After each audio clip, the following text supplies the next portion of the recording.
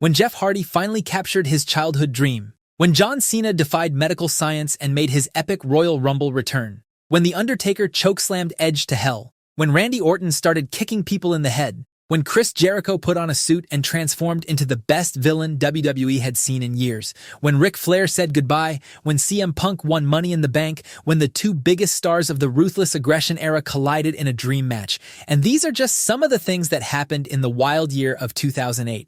When most people think of the greatest years in WWE history, they think of the late 90s or the early 2000s, but WWE in 2008 delivered unforgettable rivalries, shocking returns, and career-defining moments for multiple superstars. New champions were crowned, legends retired, and some of wrestling's greatest feuds unfolded on screens every week. So what made WWE in 2008 so special, yet so underrated? What were the matches, the moments, and the storylines that shaped WWE's future? Let's rewind the clock and relive one of the spiciest years in WWE history. Our story begins at the Royal Rumble. The Undertaker and Shawn Michaels, the final two from the previous year's Rumble, kick off the road to WrestleMania as the first two entrants this year. What follows is a blend of returns, nostalgic moments, and amazing performances from guys like CM Punk, Triple H, and Taker. However, the real show stealer of the night comes at number 30. In October 2007, John Cena suffered a torn pectoral muscle during a match on Raw. The injury was devastating, and initial estimates put his recovery time at 7 months minimum, potentially keeping him out of action until after WrestleMania. But 2008 Cena wasn't a normal human being. This was Super Cena. While most athletes would use an injury like this as an excuse to rest and recover slowly, Cena approached his rehabilitation like a Terminator. Cena was determined to return to the ring as quickly as humanly possible. And when Cena's music hit at number 30, MSG erupted. John Cena stepped through the curtain with a sly smirk on his face. The final moments came down to Cena and the game. For nearly 5 minutes, the two went back and forth before Cena eliminated Triple H and won the Royal Rumble. In another shocking development, Cena would announce that he wasn't going to wait till Mania and instead challenged Orton for the WWE title at No Way Out. Orton would intentionally get himself disqualified and retain the title, leading to a triple threat at Mania between Orton, Cena, and Triple H, where the Viper managed to once again walk out with the gold. But while Orton was dominating Raw, a dark and personal story was brewing on SmackDown. In the summer of 2007, Edge cashed in his Money in the Bank on a weakened Undertaker and became the World Heavyweight Champion. After the Dead Man made his return, the Rated R superstar spent months dodging Taker's wrath. But the Phenom earned his shot by winning the SmackDown Elimination Chamber and punching his ticket to WrestleMania. At WrestleMania 24, The Undertaker defeated Edge to capture the World Heavyweight Championship and extend his undefeated streak to 16 wins. But this wasn't the end of their story. It was only the beginning. Edge had an advantage that most challengers didn't possess. His storyline girlfriend Vicky Guerrero served as SmackDown's general manager, and she was willing to abuse her power in every conceivable way to help her man succeed. In an act of blatant corruption, Vicky banned Taker's Hell's Gate, calling it too dangerous and stripping The Undertaker of the World Heavyweight Championship. At Judgment Day, The Undertaker and Edge battled once more for the vacant championship. Undertaker won the match by countout, but Vicky quickly reminded everyone that titles cannot change hands on a countout. The gold remained vacant, The Undertaker remained frustrated, and Edge continued to smile, knowing the game was rigged in his favor. That brought us to One Night Stand, where WWE decided to settle things once and for all. The match would be a TLC bout, Edge's specialty, a match type synonymous with his name from his legendary encounters with the Hardy Boys and Dudley Boys. For The Undertaker, it was uncharted territory. The Dead Man had competed in Hell in a Cell matches, casket matches, buried alive matches, but never in a TLC match. However, that wasn't the big story here. There was one more stipulation that made the stakes impossibly high. If The Undertaker lost, he would be forced to leave WWE. Edge brought his entire faction to ringside. Every time The Undertaker climbed toward the championship, La Familia dragged him back down. The numbers were too much. Towards the end, Undertaker ascended the ladder, fingertips inches from the gold. Edge, barely conscious, mustered one final burst of energy and shoved the ladder. The Undertaker tumbled backward, falling through 4 tables stacked at ringside in the most terrifying bump of his legendary career. Edge climbed the ladder and retrieved the championship. The Undertaker's career in WWE was over. Edge celebrated with his championship and his allies. Vicky Guerrero gloated from her position of power. And for the first time in years, SmackDown would have to move forward without the Phenom. Of course, this being professional wrestling, The Undertaker's banishment wouldn't last forever. 2 months later, after Edge was caught cheating on Vicky with their wedding planner, she would bring The Undertaker back for a Hell in a Cell match at SummerSlam. The dead man destroyed Edge at SummerSlam and chokeslammed him to hell in one of the most satisfying revenge moments in WWE history. The Edge and Taker feud carried SmackDown for months, and during that magical summer of 2008, they gave us some of the best segments and matches in WWE history. But while Edge and Taker dominated the first half of the year, a certain charismatic enigma's pursuit of the WWE Championship would define the second half. For years, Jeff Hardy had been dancing on the edge of greatness. He'd won Tag Team Gold with his brother Matt, he'd captured the Intercontinental Championship multiple times, he'd stolen shows with death-defying stunts that left fans speechless. But the one prize that had always eluded him was the WWE Championship. In 2008, that would finally change, though the road to glory would be paved with setbacks, near misses, and heartbreak.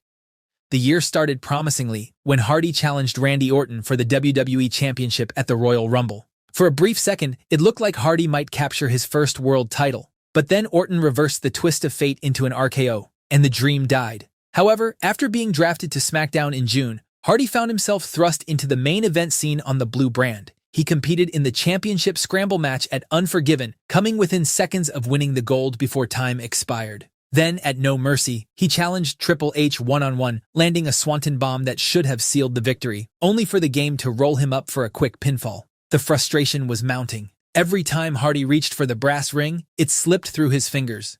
At Survivor Series, Hardy was scheduled to challenge for the WWE Championship, but he was found unconscious in his hotel and written out of the match. Edge replaced him and captured the title. It seemed like yet another setback, another cruel twist of fate preventing Hardy from achieving his dream. But fans didn't give up on him. They kept chanting his name. They kept pushing him towards his dream. And it all led to December 14th, 2008, Armageddon. This was Jeff's last chance. In the closing moments, Triple H hit a pedigree on Edge. But before he could capitalize, Jeff delivered a swanton bomb onto Edge. Triple H rolled out of the ring. Hardy covered Edge, and 3 seconds later, the arena exploded. After years of coming up short, after months of near misses, Jeff Hardy was the WWE Champion. The image of Jeff standing atop the Armageddon set, championship held high, got etched in wrestling history. The underdog, the risk-taker, the daredevil who'd put his body on the line for over a decade, had finally reached the mountaintop. But while Jeff was climbing his way to the top on SmackDown, Raw was about to see the biggest dream match of the ruthless aggression era. Ever since they both debuted in 2002, people had wondered when John Cena and Batista would finally clash. Both men had followed similar paths, but they'd been kept apart till now. Cena was on Raw, while Batista was on SmackDown. But that changed in 2008, when the Animal got drafted to Raw. On the July 21st episode of Raw, Batista was facing CM Punk for the World Heavyweight Championship when chaos erupted. JBL ran into the ring, trying to escape a vengeful John Cena. When Cena swung at JBL, he ducked, and Batista caught the punch instead. The tension was palpable. WWE seized the opportunity and announced that Cena and Batista would face each other at SummerSlam. It was billed as 6 years in the making, the first ever singles match between two of WWE's biggest stars. These were the two men who had carried WWE through the mid-2000s. These were the faces of the ruthless aggression era. And finally, they were going to settle who was truly the better man. At SummerSlam on August 17th in Indianapolis, the two delivered a physical war. Cena hit the AA, Batista hit the Batista bomb. Both men refused to stay down. Batista caught a high-flying Cena in midair and hit a modified Batista bomb, but Cena kicked out once again. Finally, Batista went into overdrive, hoisting Cena up for another devastating powerbomb, and this time got the 3 count. The Animal had proven himself 3 seconds better than John Cena on this historic night. But there was a price to pay for this blockbuster encounter. During the match, Cena suffered a legit neck injury that would sideline him for 3 months. But while Cena and Batista were settling their score, another rivalry was reaching its peak, one that would be remembered as the greatest feud WWE had produced in years.